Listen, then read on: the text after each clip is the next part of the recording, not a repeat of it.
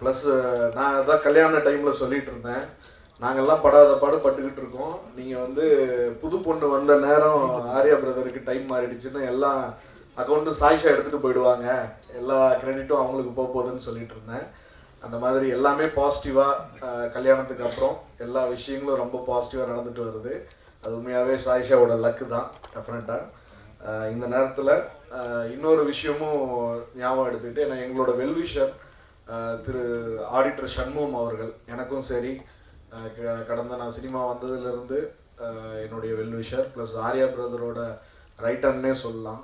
அவ்வளோ அவரோட வளர்ச்சியில் அவரோட கூட இருந்து எல்லா விஷயங்களையும் பார்த்துக்கிட்டவர். அவர் இந்த நேரத்தில் இந்த சந்தோஷமான தருணத்தில் அவர் நம்மளோட இல்லை, அதை இந்த நேரத்தில் அவரோட பிளெஸிங்ஸாக எடுத்துக்கிட்டு அவரை நினைவு கூர்ந்து ஆர்யா பிரதர் அவர்களை பேச அழைக்கிறேன்.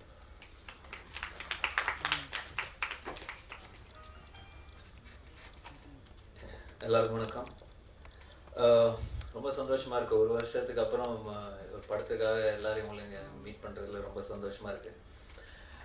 அதே மாதிரி இந்த படத்துக்கு ரிலீஸ் ஆன டீசர் ஸ்னீக் பீக்கு பெரிய ஒரு மரியாதை, பெரிய ஒரு வரவேற்பு கொடுத்துருக்கீங்க. ரொம்ப ரொம்ப ரொம்ப நன்றி.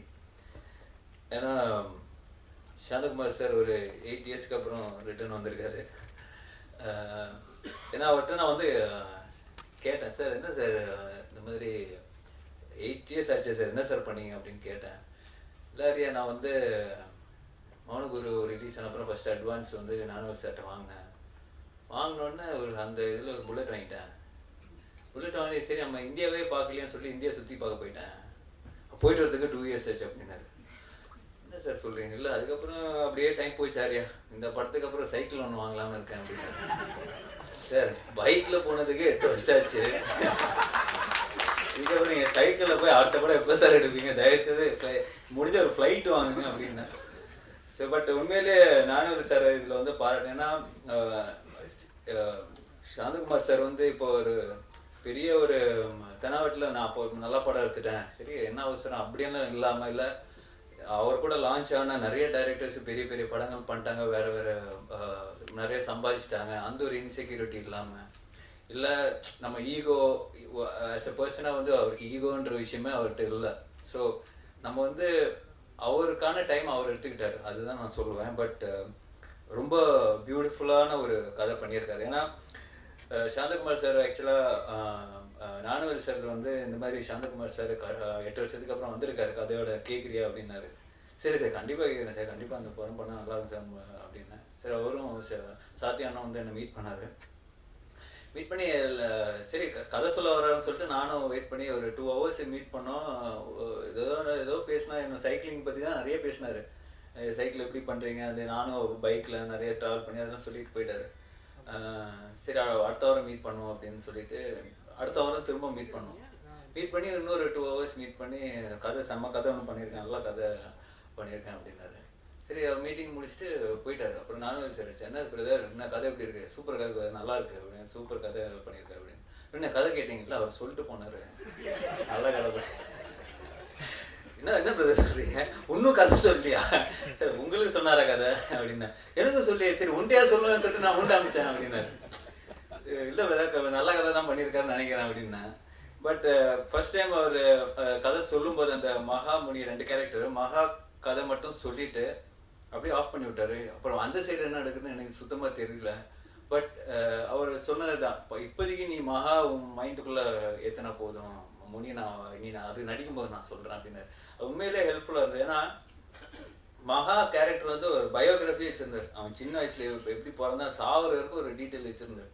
என்னோட கேரக்டர் மட்டும் இல்லை, இப்போ இந்துஜா கேரக்டர், மகிமா கேரக்டராக இருக்கட்டும், இளவரசன் சார் கேரக்டர், சுந்தர் சார் கேரக்டராக இருக்குது, எல்லாமே வந்து ஒரு பயோகிராஃபி மாதிரி வச்சுருக்கு. ஏன்னா நம்ம நடிக்கும்போது ஆக்டர்ஸ் நிறைய இன்புட்ஸ் தேவைப்படுது. இந்த சீனில் இந்த மனநிலையில் இருக்கிறாரு, இதுதான் பாடி லாங்குவேஜ், இதுதான் மாடுலேஷனு, அந்த அளவுக்கு ஒவ்வொரு விஷயங்களும் அதுக்கு காலையில் என்ன பண்ணியிருந்தாரு அந்த அளவுக்கு ஒரு டீட்டெயில் கொடுக்கும்போது தான் அது ஒரு நம்மளை அறியாமல் நம்ம உள்வாங்கி பண்ணுற ஒரு விஷயம் ஒன்று நடக்கும். சரி அதே மாதிரி அவர் வந்து ரொம்ப இந்த மாதிரி அந்த மாதிரி நடிகர்லாம் சொல்லவே மாட்டார். அவர் சொன்ன மாதிரி அவருக்கு தேவையான இன்புட்ஸ் எல்லாத்தையும் கொடுத்துட்டு நம்மளை நடிக்க விட்டு பார்ப்பார். பார்த்துட்டு அதில் சின்ன சின்ன கரெக்ஷன்ஸ் பண்ணுவார். ஸோ உண்மையிலே ஒரு பெரிய பிளெஸ்ஸிங்காக இருந்தது எனக்கு இந்த படம் அமைஞ்சது வந்து thanks to Gnanavel sir and Santhakumar sir. ஏன்னா இதை என்னால் பண்ண முடியும்னு முழுக்க அவர் நம்பினார். அதுதான் எனக்கு மிகப்பெரிய ஒரு சர்ப்ரைஸாக இருந்தது. Thank you so much sir, thank you for this great opportunity. And இப்போது இந்துஜா இருக்கட்டும், மகிமா இருக்கட்டும், அவங்க கேரக்டர்ஸ் பார்த்தீங்கன்னா வழக்கமாக வர ஹீரோயின்ஸ் இல்லாமல் ஒரு டாமினேட்டிங் கேரக்டர்ஸாக இருக்கும். அவங்களுக்கு பெர்ஃபார்மன்ஸ் ஓரியன்டாக இருக்கட்டும், ரியலி பியூட்டிஃபுல். அவங்க என் கூட நடிக்கும்போது அவங்க பெர்ஃபார்ம் பார்க்கும்போது அவ்வளோ பியூட்டிஃபுல்லாக இருந்தது. ஏன்னா அவ்வளோ என்கரேஜிங்காக இருந்தது. இவ்வளோ அழகாக நடிக்கிறாங்க, அந்த உள்வாங்கி நடிக்கிறாங்க. ஸோ எங்களுக்குமே ஒரு காம்படிஷன், ஒரு எனர்ஜி அறியாமலே உருவாகிட்டே இருந்தது. அண்ட் ரோஹிணி மேம் ஆக்சுவலாக வந்து இந்த கேரக்டர், அம்மா கேரக்டர் வந்து ரோஹிணி மேம் பண்ணுறேன்னு சொன்னோன்னே கேட்டேன் அசிஸ்டன்ஸ், உண்மையில அவங்க பண்ணுறாங்க. ஏன்னா ஒரு சின்ன கேரக்டர், பட் அவங்க எப்படி இப்போ ஒத்துக்கிட்டாங்களா, பண்ணுவாங்களா அப்படின்னு டவுட்டில் இருந்தேன். பட் அவங்கள செட்டில் பார்க்கும்போது ரொம்ப சந்தோஷப்பட்டேன். இப்போ அந்த சீன், அவங்க சொன்ன சீன் நடிக்கும்போது அவ்வளோ பவர்ஃபுல்லான டைலாக்ஸ் வந்து ரோஹிணி மேம் சொல்லுவாங்க. ஸோ என்ன அறியாமலேயே அந்த ஒரு ஆல் த டைம் அதை அந்த ஃபீலிங் வந்துகிட்டே இருந்தது. So thank you ma'am. அது எப்படி சொல்கிறேன்னு தெரியல. I really fell so happy performing that scene with you. And இந்த படத்தோட கேமராமேன் அருண், அவருக்கு ஃபஸ்ட்டு படம் தான், ஆனால் அவனை நிறைய டார்ச்சர் பண்ணிட்டாங்க அவரை. ஏன்னா எப்போவுமே ஒரு ஃபஸ்ட்டு படம்னு வரும்போது ஒரு டைம் கன்ஸ்ட்ரெயின் இருக்கும், டைரக்டர்கிட்ட வந்து நிறைய ஒரு எதிர்பார்ப்பு இருக்கும். ஸோ அதெல்லாம் ஃபுல்ஃபில் பண்ணி அந்த கரெக்டான குறிப்பிட்ட டைமில் பண்ணக்கூடிய ஒரு டேலண்ட் இருக்கிற ஒரு கேமராமேன் தான் அருண். டெஃபினட்டாக அவர் 2 கேரக்டர்ஸ்க்கும் நிறைய வேரியேஷன். இப்போ அந்த ஸ்னீக் பீக்லேயே வந்து அவ்வளோ டீட்டெயிலாக ஒர்க் பண்ணார். So congrats brother, I think you have a great future. And Thaman brother, எப்போவுமே இந்த படம் ஷூட்டிங் நடக்கும்போதே வந்து சாந்தகுமார் சார் வந்து நிறைய டைலாக்ஸ் வேணாம், தமன் இருக்கிறான், அவனுக்கு நிறைய வேலை கொடுப்போம், அவனுக்கும் நிறைய ஸ்பேஸ் வேணும் அப்படின்னு சொல்லிட்டு அது அவரோட பேக்ரவுண்ட் ஸ்கோர் கேல்குலேட் பண்ணியே அந்த ஒவ்வொரு சீனும் சரி, ஒவ்வொரு ஷார்ட்டும் சரி கம்போஸ் பண்ணுவார். ஸோ இது வந்து ஒரு டீம் ஒர்க். அது வந்து எப்படி சொல்கிறேன்னு தெரியல. ஐ மீன் ஒவ்வொரு டெக்னீஷியனுக்கும் இம்பார்ட்டன்ஸ் கொடுத்து, இப்போ சிவப்பு சார் சொன்ன மாதிரி ஒரு சைலன்ஸு புரிஞ்சுக்கிட்டு எடிட் பண்ணுற ஒரு எடிட்டர் வேணும். ஸோ அந்த மாதிரியான ஒரு நிறைய விஷயங்கள் டெக்னிக்கலாக அவர் யோசித்து அடாப்ட் பண்ணியிருக்காரு இந்த படத்தில். அண்ட் ஃபைட் மாஸ்டர், இப்போ பிரகாஷ் மாஸ்டர் வந்து நிறைய ரியலிஸ்டிக்கான ஒரு ஃபைட் வேணும் அப்படின்னு சொல்லி, நமக்கு வழக்கமாக வர சீக்வன்ஸ் வேணாம் அப்படின்னு சொல்லி அடாப்ட் பண்ண அவர் நிறைய பண்ணியிருக்காரு. ஸோ இட்ஸ் ஒரு கம்ப்ளீட் ஒரு ஃபிலிம், ஒரு நல்ல படம் பண்ணோம், எல்லாருக்கும் போய் சேர்ற மாதிரி ஒரு படம் பண்ணோன்ற ஒரு சாட்டிஸ்ஃபேக்ஷன் இந்த படத்தில் இருக்குது எனக்கு.